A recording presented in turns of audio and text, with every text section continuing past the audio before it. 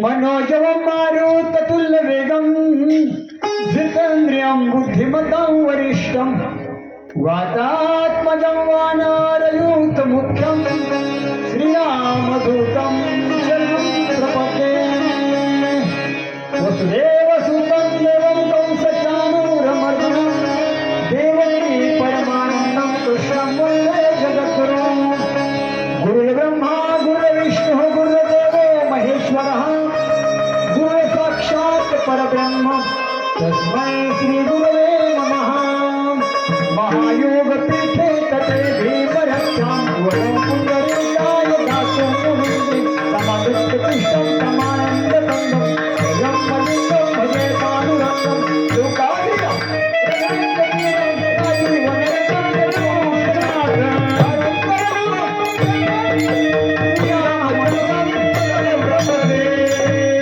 मस्तक है पाया वरिया वार करी संसारा वार करी संसारा वार करी संसारा मस्तक है पाया वरिया वार करी संसारा वार करी संसारा वार करी संसारा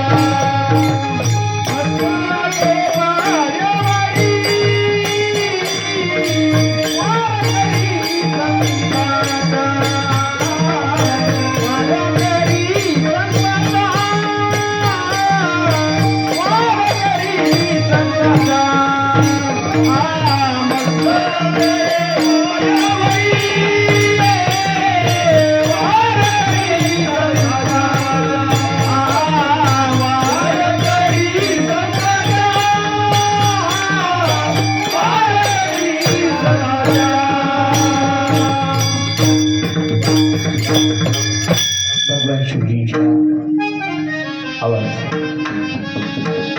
एकोदी थोडा आवाज दे। भगवान शिवजींच्या पावन पवित्र दरबारामध्ये भगवंताची चालू असते पावन पवित्र कथा आणि या कथेच्या अनुषंगानं आज या ठिकाणी आज चौथा दिवस आहे। भगवान शिवजींच्या आनंदासाठी ते आनंद स्वरूप आहे आणि त्यातून आपला आनंद घेण्यासाठी आपण या ठिकाणी त्याची असणारी पवित्र कथा ही त्याच्या चरणी अर्पण करतो आहोत। भगवंताचं त्या ठिकाणी नाम पवित्र आहे, भगवंताचं रूप पवित्र आहे, भगवंताचं ध्यान पवित्र आहे, भगवान परमात्म्याचं नाम मंगल आहे। सकल मंगल निधी श्री विठ्ठलाची नामाधी मन कार्य जन। देवा भगवान परमात्म्याचं प्रभूचं नाम हे नामच त्या ठिकाणी भगवंत नाव रूप आहे, हे नामच त्या ठिकाणी त्याला प्राप्त करून देत आहे। मग ते असणारे भगवान परमात्म्याचं नाम, त्याची कथा आणि त्याचं या ठिकाणी हा पवित्र दरबार आपण यामध्ये त्या ठिकाणी तल्लीन आहोत। भगवंताच्या दरबारामध्ये ऐकायचे थोडस।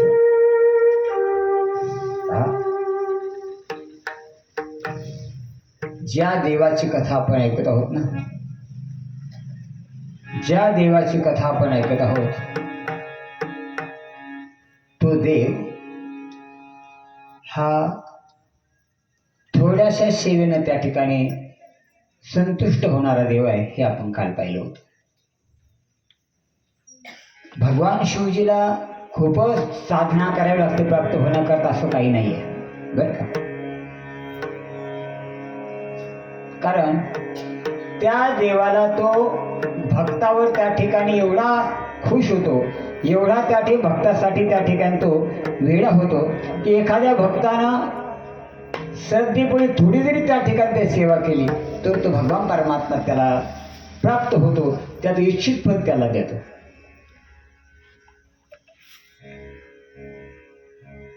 काय झालं बरं का, ऐका जरा। आपली कालची कथा कुठपर्यंत आली तुम्हाला सांगता एकदा, मग त्या ठिकाणी कधी जोडून देतो तुम्हाला। काल बरं नव्हतं विक्रम वेताळ कालभैरवनाथ कालभैरवाचं काय झालं होतं? मंदिर बांधलं तिथं मोठं. हं? तिथपर्यंत आलो होतो आपण. तुमच्या डोक्यात ते भैरव राहिला का तुमचा?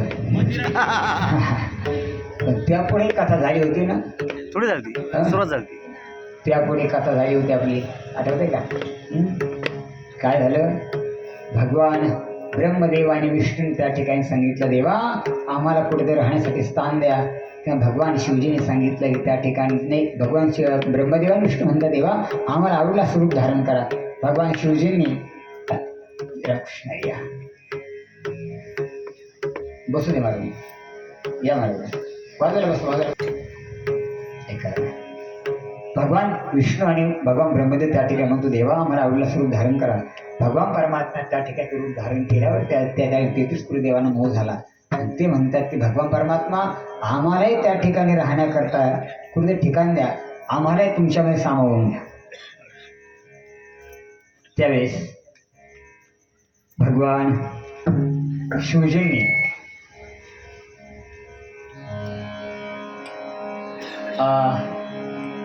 त्या 33 कोटी देवांना आपल्यामध्ये सामावून घेण्या अगोदर त्या ठिकाणी त्यांना सांगितलं, श्रद्धेनं त्या ठिकाणी माझी भक्ती करा, मग माझ्यात सामावून घेता येईल.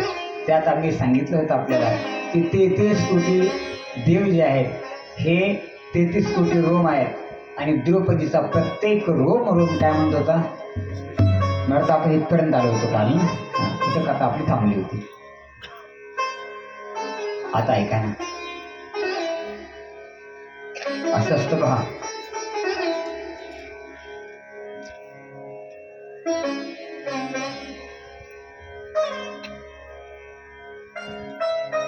या भगवान शिवजीला प्राप्त करण्याकरता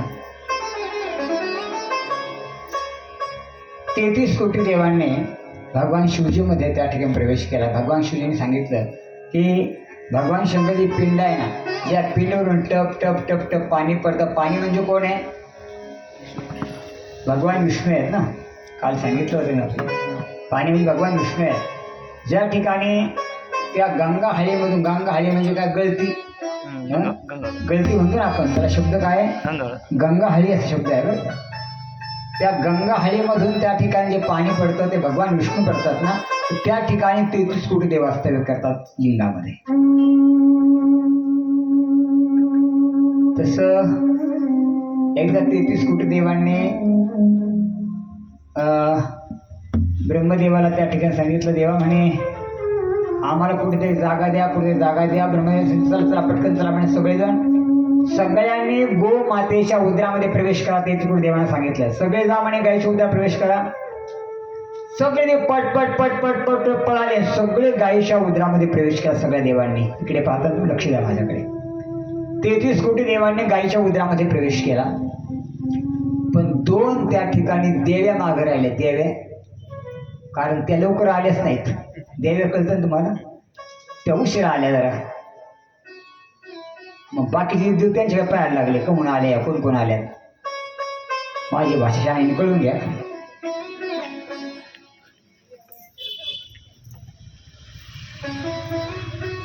ब्रह्मदेवामध्ये पटपट पळा, पटपट पळा, पटपट पळा.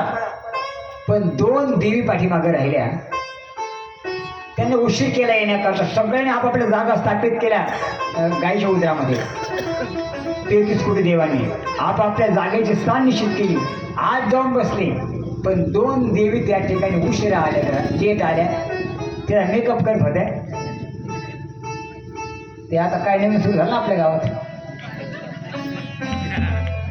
बसा बरं खाली तुम्ही.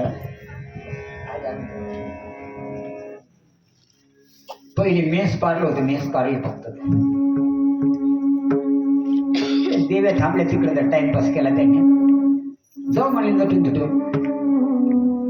त्या कोण होत्या? लक्ष्मी आणि गंगा. कोण? लक्ष्मी आणि गंगा. सगळे देव त्या ठिकाणी गायीच्या उदरामध्ये प्रवेश केला सगळ्या देवांनी. लक्ष्मी आणि गंगा थोड्या लेट झाल्या. आल्यावर त्या ठिकाणी देवा देवा देवा देवा म्हणजे आम्ही कुठे थांबा, आम्ही कुठे थांबा. मध्ये मला तुम्ही बाहेर थांबा. इतका उशीर असतो का म्हणे? कथा केलं सुरू झाली, सांगितलं की होतं तुम्ही. तुम्ही आता त्या ठिकाणी लेट झालं तर बाहेर थांबा, पण त्या शरण आल्या नाही म्हणे काही करा, माफ करा म्हणे आम्हाला.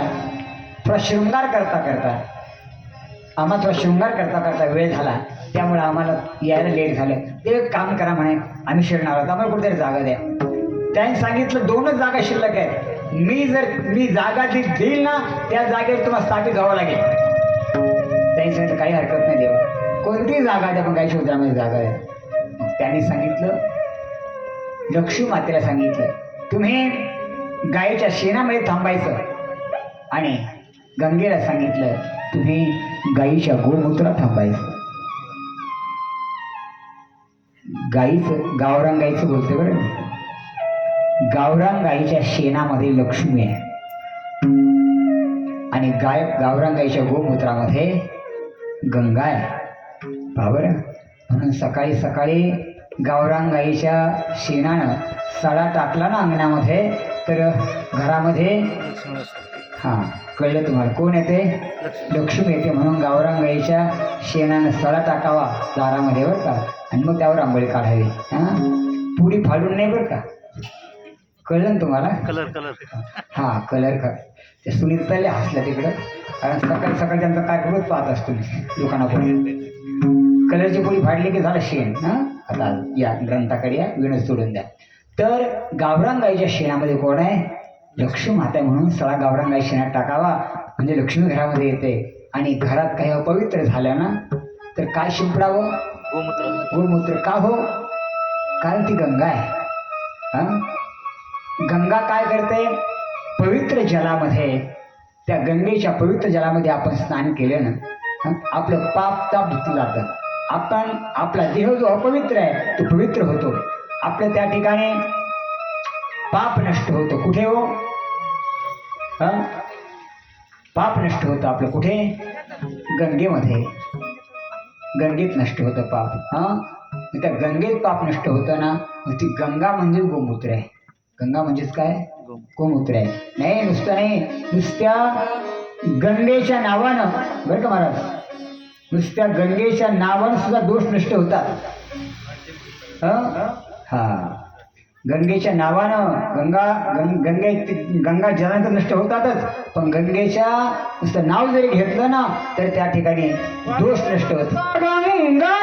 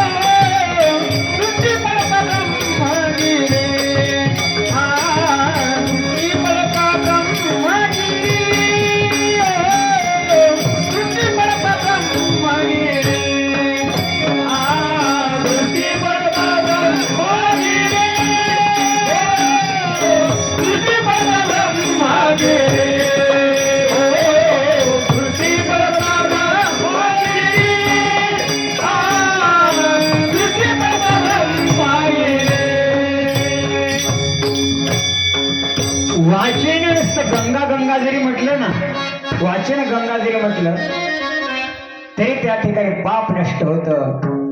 नामा म्हणे प्रदक्षिण नामदेवरायांचं भंग आहे. नामदेवराय म्हणतात एवढं सामर्थ्य ते गंगेमध्ये. गंगा कुठे आहे? गोमूत्रामध्ये आहे. मग गायीच्या गोमूत्रामध्ये एवढं सामर्थ्य का? आता कळालं ना का? त्यामध्ये गंगा आहे. तिथे गंगा आहे. जे गंगेमध्ये सामर्थ्य आहे, गंगाजलामध्ये सामर्थ्य आहे, ते त्या त्याच्यामध्ये सामर्थ्य आहे.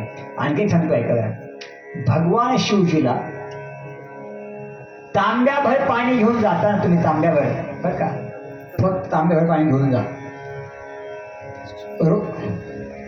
काही बडबड नको रे. काय बोलला? बस पुढं आहे. भगवान शिवजीला प्रसन्न करण्याकरता बाकी काही लागत नाही. श्रद्धेने भगवान शिवजीला फक्त त्या ठिकाणी लोटाभर पाणी जर त्या ठिकाणी टाकलं नित्यने माणूस, तर तो भगवान परमात्मा इच्छित फल देतो. त्याला आवडतं काय बरं का? त्याला त्या ठिकाणी पाणी आवडतं का? भगवान शिवजी आणि विष्णू जडरूप आहेत ना. भगवान शिवजी विष्णूपासून पाणी तयार झालेले. त्यांना वरदान दिलं होतं की विष्णू तुम्ही मला सोडून जाऊ नका. मग भगवान शिवजीला आवडणाऱ्या दोन गोष्टी आहेत. एक भगवान शिवजीला त्या ठिकाणी आवडतं ज्याच्यामध्ये तिघांचा वास आहे. ज्या ब्रह्मदेवाच्या 5व्या मुंडक्यापासून वड, पिंपळ आणि बेल तयार झाला, ते बेलाचं पान त्या शिवजीला आवडतं. आणि हे भोळा शंकरा, हे भोळा महादेवा, आवड तुला बेलाची, आवड तुला बेलाची, बेलाच्या पानाची. हे भोळा शंकरा, हे भोळा महादेवा,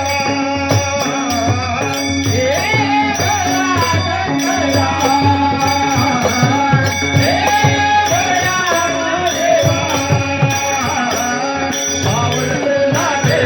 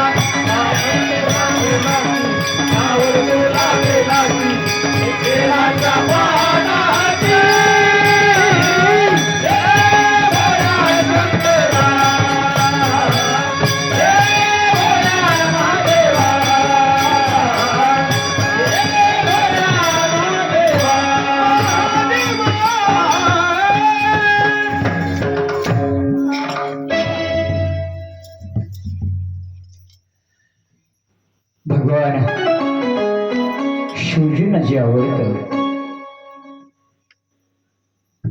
ते म्हणजे बेलाचं पान. हे भोळ्या महादेवा, आवड तुला बेलाची, बेलाच्या पानाची. मी सांगितलं आपल्याला, शिव महापुराण सांगते काही नाही बाबा, फक्त श्रद्धेनं त्या ठिकाणी त्याला तांब्यावर पाणी जर रोज अर्पण केले ना तरी त्या ठिकाणी संतुष्ट होणारा देव आहे. आज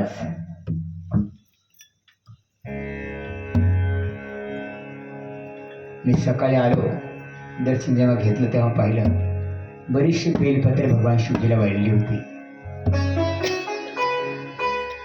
जेव्हा एखाद्या गोष्टी त्या ठिकाणी आपल्याला माहिती होते ना, श्रद्धा उत्पन्न होते अंतःकरणामध्ये. श्रद्धा उत्पन्न झाली की मग त्या ठिकाणी भगवान परमात्मा आणखी आपल्या जवळ येतो.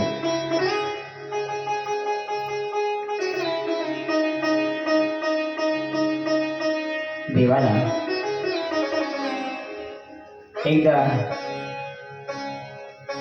असंच एक कथा चालू होती रस्त्याच्या कडला. आता एक कथा रस्त्याच्या कडल्याची ना, संध्याकाळची वेळ आणि एक चोर रस्त्याच्याकडे चालला होता. चोर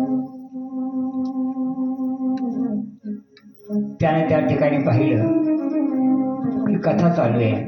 थांबला तो कथेजवळ, थोडासा बाजूला अंधारामध्ये असा थांबला.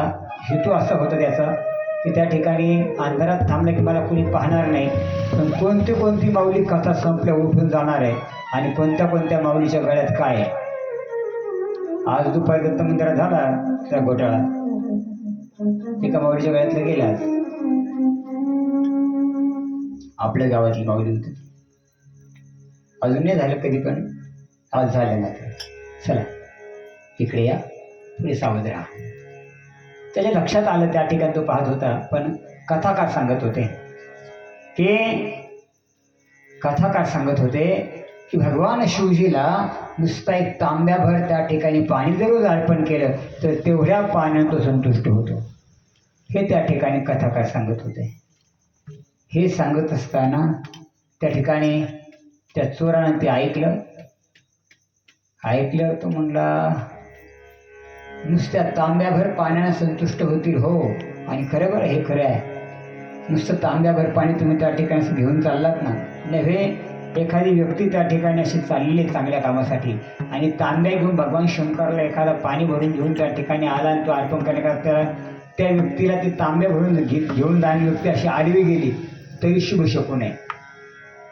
शंकराकरता त्या ठिकाणी तांब्या भरून घेऊन जाणारी व्यक्ती जरी आडवी गेली तरी तो शुभ शकू नये. चांगलं लक्षण आहे, कारण त्याच्यामध्ये त्या तांब्या कोणता असा माहिती आहे? तांबे धातूचा. कारण तांबे धातूमध्ये एवढं सामर्थ्य आहे की तांबे धातूला सामान्य जलांमध्ये स्पर्श केला, आपलं साधं पाणी स्पर्श केला तर ते तांबे धातू त्या पाण्याला गंगाजल बनवतं.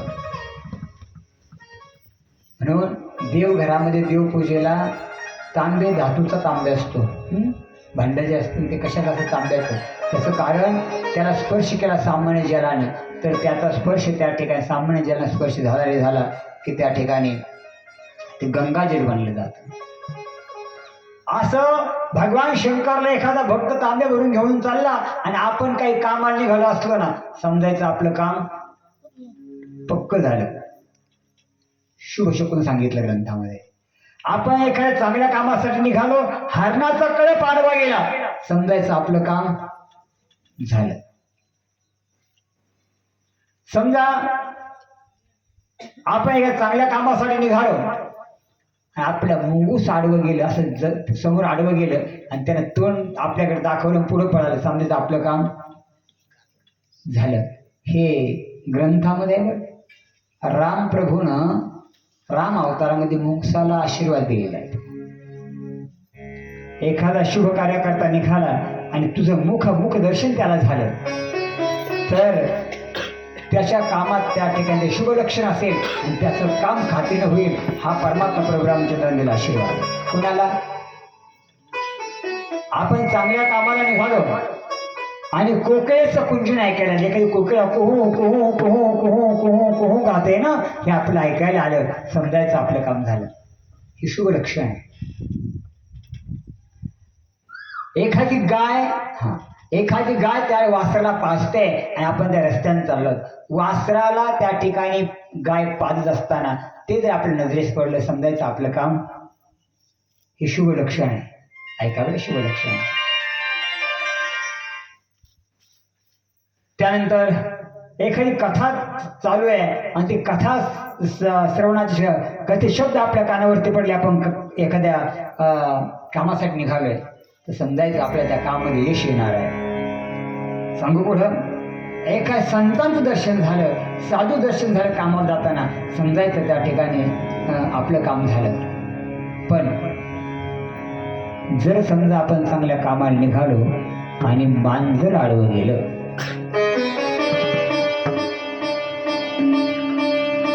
शास्त्र सांगतंय बरं, मांजर आडवं गेलं, आपल्या त्या कामामध्ये आपलं अपशकुन येईल. मांजर जाई नका, आपलं काम होणार नाही.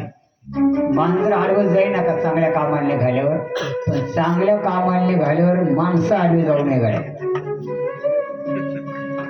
एखादा माणूस आडवा गेला का काम, एखाद्या वेळेस मांजर आडवं गेलं तर काम काही टक्के होईल, पण माणूस जर एखादा का चांगल्या कामाला आला तर कामच नाही व्हायचं.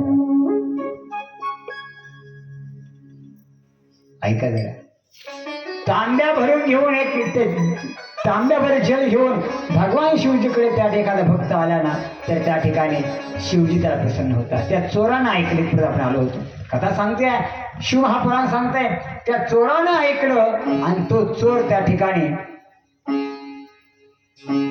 शंकराच्या मंदिरामध्ये गेला आणि तो म्हणला, मंदिरामध्ये त्या ठिकाणी काय काय पाहू म्हणला, पाणी पिणे व्हायचं म्हणलं आपल्याला. घरून बायकोला सांगून आला होता, 8 दिवस झाले सारखा फिरतोय, चोरीच नाही झाले, काय भेटलंच नाही त्याला. तो म्हणला भगवान शंकर मंदिरामध्ये जो म्हणला, आणि काही चोरायला भेटतं का पाहू, त्याला काय पाणी पिणे घेणे वाहण्याचं. तो शंकराच्या मंदिरामध्ये गेला, त्याला काहीच नाही सापडलं. मग तिथंच त्या ठिकाणी तो थांबला जरा थोडा वेळ. तो म्हणला काय केलं पाहिजे, काय केलं पाहिजे, काय केलं पाहिजे. तो म्हणला ते बाबांनी सांगितलं होतं ना की तांबर पाणी वाहिले का देव प्रसन्न होतो, मागेन घेतो. पण देव, मग त्याने काय केलं, त्याने हे ऐकलं होतं की भगवान शंकर नंदीच्या कानात सांगितलं का ऐकतात. मग तो नंदीजवळ गेला आणि सांगितलं, मी भगवान शंकर उद्या तांबर पाणी वाहीन, पण आज माझी चोरी सक्सेस होऊ दे म्हणे. आधी चोरी मग पाणी, आधी पाणी नाही, आधी देवा माझं काम आणि मग तुला तांबर पाणी वाहीन. असं कानात सांगितलं. गावात गेला आणि भगवान शंकराला तो निरोप नंदीने सांगितला. ते त्या ठिकाणी शंकरानं ऐकलं आणि हा चोर गावात पळाला. प्रत्येक घराजवळ गेला की तिथं त्या ठिकाणी लगेच त्रिशूल झाली, जटा वाढल्या, काळ्या वर्णाचा त्या ठिकाणी डंबम डमरू आला. त्या ठिकाणी भगवान शिवजी हजर असायचे. अरे इथे भगवान शंकर दुसऱ्या घरी चोरी करायला पळाला. दुसऱ्या घरी चोरी करायला गेला, तिथे पाहिलं, तिथे भगवान शंकराची विरोध मूर्ती, तो डमरूवाला भगवान शंकर त्या ठिकाणी उभे आहे. तिसऱ्या घरी पळाला, त्या घरी गेला, तिथे डम डम डम डम डम डम डम डम डम डम डमरूचा आवाज आला. तिथे पाहिलं त्याने, तिथे भगवान शंकर आहे. चौथ्या घरी गेला, आतमध्ये प्रवेश करता क्षणी दरवाजावरच डम डम डम डम डम डम डम डम डम डम डम डम. हा डमडम डमरू आला. हा त्या प्रत्येक दारामध्ये उभं राहायचं, प्रत्येक दार उभं राहायचं. आणि शेवटी रात्रभर फिरला. चोरी त्या ठिकाणी झाली नाही. यानं काय केलं, हा म्हणल्या रात्रभर त्या ठिकाणी भगवान शंकर कानात सांगून आलो होतो, पण रात्रभर त्या ठिकाणी चोरी करता आली नाही, चोरीमध्ये यश आलं नाही मला. आपण त्या ठिकाणी एक काम करू म्हणे, काय काम करू? आता आपण असं काम करू की त्या भगवान शंकराला भेट करू म्हणे जबाबदार. तू म्हणला तांबर पाणी मी मागितलं ते भेटणार आहे. मी सांगितलं होतं सकाळी तांबर पाणी होईल आणि आता मला चोरीमध्ये यश येऊ दे. रात्रभर फिरलो पण त्या ठिकाणी म्हणून भांडण्या करता गेला. कोणाकडे? भगवान शंकराच्या मंदिरामध्ये. तार तार तार तार तार देवाला बोलू लागला. देवा, मी त्या कथेमध्ये ऐकलं होतं की मी थोड्या शेवट बसून होणार, तांबर पाणी दिलं तर इच्छा निश्चित फळ देतो. तू काय फळ दिलं? रात्रभर फिरलो त्या ठिकाणी, कुठे जावं तर डम डम डम डम डम डम डम आवाज आहे. कुठे गेलो त्या ठिकाणी तुझी मूर्ती आहे. मला यश आलं नाही चोरीमध्ये. इतक्यात काय झालं, एक म्हातारी तांब्या भरून पाणी घेऊन भगवान शंकराला वाहण्याकरता आली. ती रात्री कथेमध्ये होती. कधी तिने ऐकलं होतं तांब्याभर पाणी जरी शंकराला वाहिलं ते भगवान शिवजी प्रसन्न होता. तू म्हणला काही नाही ना, आता असं जर घरी गेलं, शंकराला म्हणलं असं घरी गेलं तर बायको मला घरातून बाहेर काढून देणार आहे. 8 दिवस झाले अजून चोरीमध्ये यश आलं नाही, बायको मला घरातून बाहेर काढून देईल. म्हणून त्या ठिकाणी त्यानं काय केलं, त्यानं असं केलं की तो म्हटला आजीबाई तेवढा तुमचा हातातला तो तांब्या देता का मला? तो तांब्याचा नव्हता, काशाचा होता. तो म्हणला हा तांब्या देता का म्हणून घ्यायचा आणि लगेच पळून जायचं. आजीला पुढची होती. आजी म्हणली तांब्या नाही गाडी भाऊ तुला. तो म्हणला फक्त पूजे करता. ते म्हणली पूजे करता म्हणजे तो म्हणतो देवाला पाणी व्हायचं तांबर. ते म्हणले एक काम कर, मी वाहते तर माझ्या हाताला हात लाव. तिले उषा मी वाहते म्हणा. ते म्हणलं बरं मी हात लावतो. तिने हाताला हात लावला. ते म्हणे एक हात मोकळा ना, घंटी वाजली एका हाताने. मी आरती म्हणते घंटी पाहिली वर. अरे हा म्हणला घंटी 40 किलोची वर. तर ते म्हणतात आजी तांबे जाऊन तिकडंच. आजी तांबे नको म्हणा, घंटी 40 किलोची. घंटी उंच होती हातपर्यंत घंटीला. पण त्या ठिकाणी ते आजीनं तांब्याने सोडला. तो म्हणला आजी सोडित नाही, जाऊ द्या. तो पाणी आजीने वाहिलं पण मग आजीला जाऊ दिलं पठ्ठ्यानं आणि मग तो घंटीला जमला. तो म्हणला घंटीच काढी. तो म्हणला असं बरं प्रयत्न केला त्यांच्या ठिकाणी घंटी काढल्या. हात फोडणं घंटीला हात फोडणं. मग त्यानं काय केलं, तुम्हाला काय करावं म्हणलं. इकडे काय स्टूल वगैरे आहे का पाहिलं इकडे ते बघून त्याला काहीच नव्हतं. हा म्हणला कशाचा देव आणि कशाचा खेळ. चल पिंडीवर असे अनेक जण आहेत बरं का, अनेक जण आहेत असे. कशाचा देव उगं दाखवते देव. कशाचा म्हणजे देव कशाचा आहे, कोणाला भेटला देव? हे कळण दे तुम्हाला. कधी कळो येईल अंतकाळी प्राण प्रयाणाची अंतकाळची वेळ कळेल. कशाचा देव म्हणे, चढला पिंडीवरती. पिंडीवर चढला आणि त्या ठिकाणी पिंडीवर चढला घंटा काढू लागला. इतक्यात भगवान शिवजीला संकेत झाला कैलासामध्ये. भगवान शिवजीने त्या ठिकाणीच कैलासामध्ये आपल्या डमरूचा आवाज केला. डमरूचा आवाज झाला आणि भगवान शिवजी त्या ठिकाणी खाली निघाले. कुठे? मृत्यू लोकात निघाले. त्या पार्वतीनं अडवलं. पार्वती मातेनं. पार्वती माता कोण आहे? सीता माता कोण आहे? अरे ती त्या देवापासून तयार झालेली शक्ती आहे. पार्वती तीच आहे, सीता तीच आहे, जगदंबा तीच आहे, पुढे सप्तशृंगी तीच आहे, मोठा देवी तीच आहे, तुकाई देवी तीच आहे आणि सगळ्या देवीच्या रूपात कोण आहे? तीच आहे. कोण? पार्वती आहे. ती सीता वेगळी नाही, पार्वती वेगळी नाही, दोघींची रूप त्या ठिकाणी एकच आहे. असमादे मोठा जती त्याची अर्धांगी पार्वती तीच यरमाळ्याची सती गये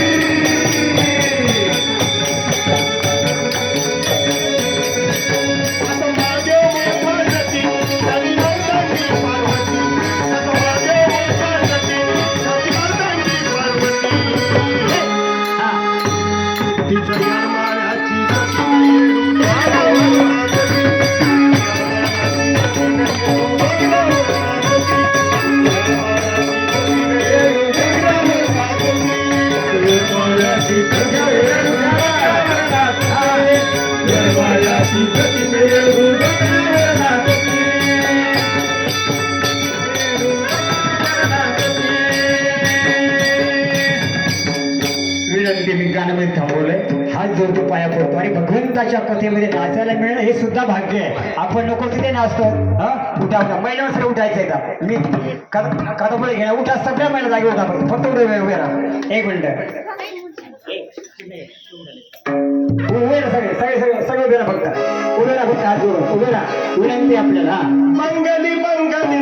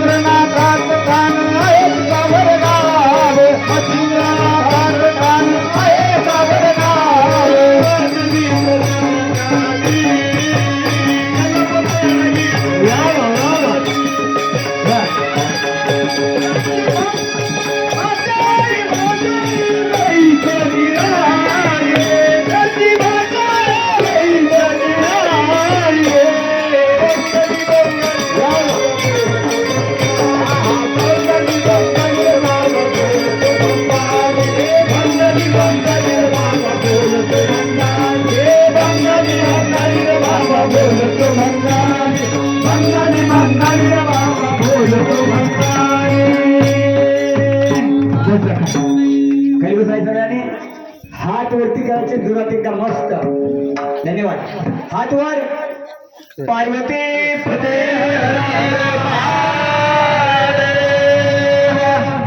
आता ऐका, भगवान परमात्म्याचा गजर करताना हात वर का करायचे हे सांगतोय. एखादं राहून गेलं माझ्याकडनं अनेक वेळा सांगण्यासाठी. चौथा दिवस कथेचा हात वर का करायचे, तर भगवंतासमोर जेव्हा आपण असे हात वरती करतो ना, त्याचं कारण आहे, देवा मी तुला शरण आलोय. पाहतो ना, हे शरणागती चिन्ह आहे. हात वर करणं म्हणजे शरणागती चिन्ह आहे. देवा पहा, एक तुम्ही चित्रपट पाहिलं असेल सिनेमामध्ये, तुम्ही सिनेमा पाहता ना? नाही ना? बरं. सिनेमामध्ये एखादा आरोपी जर पोलीस समोर शरण आला ना, तर तो काय करतो? हात वर करतो. हात वर करतो ना. म्हणजे ते आता मी तुम्हाला समर्पण झालोय, हां, आता मला मारू नका, मला वाचवा, हे देवापुढे आपण म्हणायचं हात वरती करून. हे संकेत कोण आहे? भगवान परमात्मा, बस मी तुला शरण आलेलो आहे म्हणून हात वर करायचे असतात. आणि परत सांगतोय का इकडे मुद्दा सांगायचा राहून गेला 2-3 दिवस. जेव्हा आपण आरती संपली की म्हणतो ना, घाली लोटा अंगाने बोलते, काय करतो स्वतः बोलते आपण. पण शंकराच्या मंदिरामध्ये प्रदक्षिणा पूर्ण करायची नाही बरं का. आजपासून नियम पाहिजे. रोज सांगा म्हणतोय, आज झालं मला ध्यान होतं. फक्त प्रदक्षिणा अर्धी करायची, कारण शंकरला पूर्ण प्रदक्षिणा चालत नाही. अर्धी करायची, परत तशी पाठीमागं आपल्या जागेवर यायचं. हां, आजपासून तो नियम पाळायचा, असं गोल फिरायचं नाही. हां, आणि हात वरती करताना मला भाव आणायचा, देवाची बुद्धी डोळ्यापुढे आणायची आणि सांगायचं, त्या परमात्मा मी तुला शरण आहे. कुठपर्यंत आलतो आपण? बंगालीपर्यंत. तेवढं होतं आमच्या ध्यानात. सांगताय कथा कुठपर्यंत आली होती? हा, पार्वतीपर्यंत. बरोबर आहे. तो घंटी काढण्याकरता चोर वर त्या शिवलिंगावर चढला, घंटीला झोपतोय. त्या कैलासातनं भगवान शंकर गप्पा मारता मारता उठून पळ सुटले. पार्वती माता आवाज, थांबा थांबा थांबा थांबा थांबा थांबा, कुठे निघाला कुठे निघा. त्याने सांगितलं, पार्वती अगं आतापर्यंत मला अनेक भक्त भेटले. कुणी मला बेलपत्र अर्पण केलं, कुणी मला पाणी अर्पण केलं, कुणी मला पेढा अर्पण केला, कुणी मला खडी साखर अर्पण केली, कुणी मला पुष्प अर्पण केलं. तर असा एकमेव भक्त त्या ठिकाणी आतापर्यंत कधी भेटला नाही, तो आता भेटलाय. त्यानं सारं शरीर मला अर्पण केले. बापट्या, आता शरीर अर्पण केलं होतं का चोरी करीत होता येऊ?